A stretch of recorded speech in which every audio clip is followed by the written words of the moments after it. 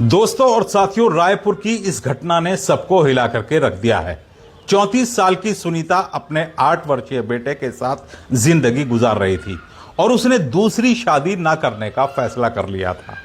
उसके माँ बाप ने उसे बहुत जोर दिया, कहा कि बेटी तेरे आगे पहाड़ जैसी जिंदगी पड़ी है, बिना किसी हमसफर के ये जिंदगी गुजारना मुश्किल है। लेकिन सुनीता ने कहा कि मेरे लिए मेरा हमसफर मेरा बेटा साबित होगा। मैं अपने बेटे की परवरिश में जिंदगी गुजार दूंगी और इसको पढ़ा लिखा कर एक काबिल इंसान बनाऊंगी। बस मेरी जिंदगी का यही मकसद है। लेकिन वो सिर्फ सुनीता के एक वाक्य थे, वो सिर्फ एक कहने वाली बात थी।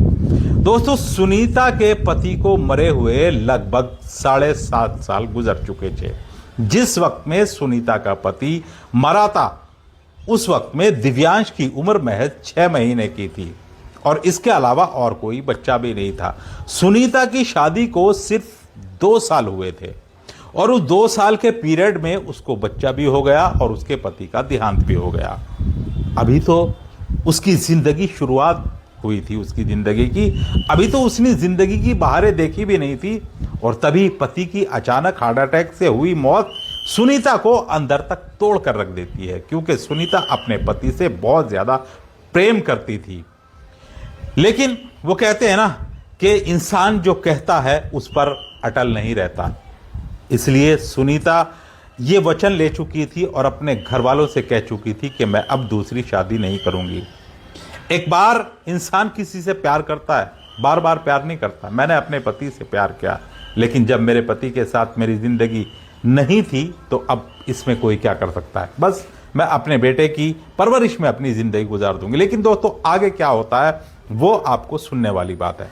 जब दिव्यांश 8 साल का हो गया, एक दिन इंस्टाग्राम की आईडी पर सुनीता को एक फ्रेंड रिक्वेस्ट आती है और उस फ्रेंड रिक्वेस्ट को जब वो एक्सेप्ट करती है तो उसमें सुनीता के जो रील्स डली हुई थी इंस्टाग्राम पर, उस पर बहुत अच्छा कमेंट था। क्योंकि इस पीरियड में पति के मरने के बाद सुनीता ने मेहनत की और एक स्कूल में वो टीचर लग जाती है और बस उसी से उसका घर का खर्च चल रहा था और कभी खाली टाइम में उसे रील बनाने का भी शौक था और वो बच्चों को समझाने की, क्योंकि टीचर थी तो बच्चों को समझाने की और पढ़ाने की इस तरह की वो रील्स डाला करती थी इंस्टाग्राम पर। एक दिन उसकी आईडी पर एक नौजवान लड़के का जब कमेंट आया तो वो कमेंट बहुत अच्छा लगा, क्योंकि उस नौजवान लड़के ने कमेंट में तारीफ ही ऐसी की थी। इसलिए सुनीता को कुछ दिलचस्पी हुई और फिर जब बार बार वो कमेंट में एक दूसरे का रिप्लाई देने लगे तो फिर एक दूसरे के नंबर भी एक्सचेंज हो गए। उधर से जो कमेंट करने वाला था वो था धीर सिंह, और धीर सिंह की उम्र जो थी वो थी 26 साल। यूं तो सुनीता की उम्र भी कोई ज़्यादा नहीं थी, लगभग 25-26 साल उम्र उस वक्त में थी जब उसकी शादी हुई थी। लेकिन 8 साल गुजर जाने के बाद शादी के अब सुनीता की उम्र लगभग 33-34 साल हो चुकी थी। जो सुनीता को बार बार कमेंट कर रहा था, सुनीता को अपनी तरफ रिझा रहा था, वो अभी महज 25 साल का था। सुनीता उसकी तरफ खिंचती चली जाती है। जो उसने एक अपने आप से वादा लिया था कि कभी वो शादी नहीं करेगी और किसी के साथ रिलेशन में भी नहीं रहेगी और किसी के साथ वो ना रिलेशनशिप में रहेगी, कुछ नहीं करेगी, वो सिर्फ अपनी ज़िंदगी अपने बेटे के लिए खर्च करेगी, उस वादे पर वो कायम नहीं रहती है और धीर सिंह से उसकी मोहब्बत और मुलाकातों का सिलसिला शुरू हो जाता है। धीर सिंह ने जिस वजह से सुनीता से दिल लगाया था और सुनीता को फंसाया था अपने प्यार के जाल में, उस मकसद में वो बहुत जल्द कामयाब हो गया। क्योंकि सुनीता जो थी वो शादीशुदा एक तजुर्बेकार औरत थी, एक बेटा भी था उसको, तो जिंदगी की इन लज्जतों के बारे में उसको अच्छी तरह से पता था।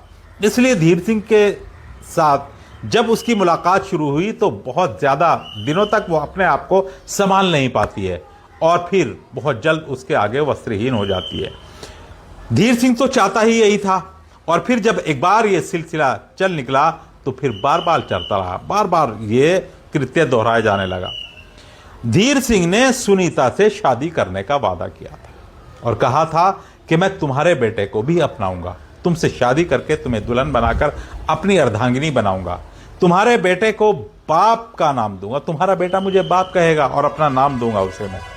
सुनीता बहुत खुश थी कि उसकी जिंदगी में बहुत सालों बाद बहार आई है पहली बात तो वो किसी से प्यार मोहब्बत और शादी नहीं करना चाहती, लेकिन अब जिंदगी में एक 25 वर्षीय नौजवान बहुत ही खूबसूरत और बहुत ही सुंदर और बहुत अच्छा आया है, सुनीता ये समझती थी। लेकिन जैसे जैसे वक्त गुजरता गया, साल गुजरा, 2 साल गुजरे, 3 साल गुजरे, धीर सिंह अब सुनीता से ऊब चुका था। कब तक वो उसके साथ रिलेशनशिप में रहता, इसलिए अब उससे दूरी बनाने लगा था और फिर चुपचाप एक दिन गायब हो जाता है। एक दिन सुनीता को पता लगा कि धीर सिंह शादी कर रहा है। बस सुनीता अपने आप को संभाल नहीं पाती।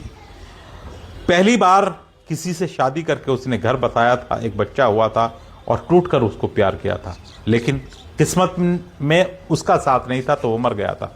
दूसरी बार धीर सिंह से उसने दिल लगाया, सोचती थी कि उसे पत्नी का दर्जा देगा, लेकिन धीर सिंह तो उसे सिर्फ इस्तेमाल कर रहा था, उससे फ़ायदा उठा रहा था। और जब उसका मकसद पूरा हो गया और उसका मन भर गया तो अब वो दूसरी शादी कर रहा है।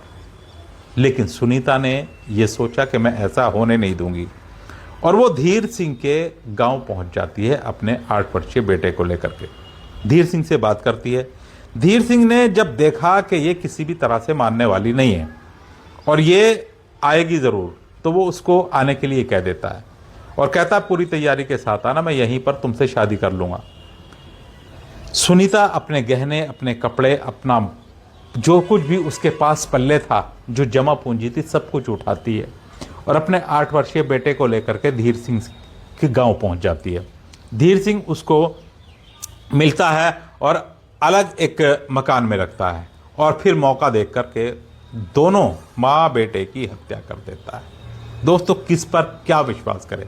धीर सिंह ने सुनीता को बुलाया था इसलिए कि मैं तुमसे शादी करूंगा।